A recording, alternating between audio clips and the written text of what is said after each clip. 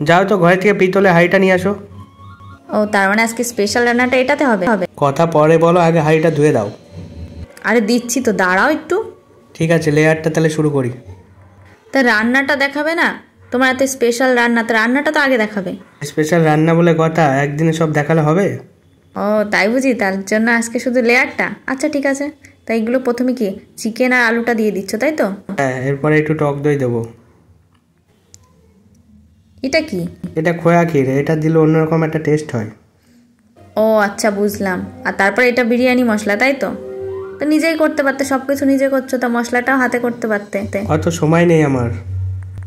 ও তাহলে এবার ভাতগুলো মানে একটা লেয়ারই হবে, তাই তো? তো এইগুলো কি বেরেস্তা দিচ্ছ, তো এরপর একে একে ঘি দেবো, তারপর আবার বিরিয়ানি মশলা। তো এটা ঘির পরিমাণ একটু বেশি হবে নাকি? না না, সামান্য পরিমাণ। তো গোলাপ জল এইটুকু কেন? গোলাপ জল কেওড়া জল অত ভালো লাগে না, সিম্পল সবসময় ভালো। তো বিরিয়ানিতে একটু আতরটা তো দিতে পারতে। আতরটা তো একেবারেই পছন্দ না আমার। তো হয়ে গেল, তাই তো? লাস্টে দুটো ডিম দিয়ে ঢাকনাটা দিয়ে দিলে, তো এরপর দমে বসালাম, বাকিটা পরে দেখে নিও কেমন হয়েছে। আচ্ছা ঠিক আছে। বাবা, এই বুদ্ধিটা তো বেশ।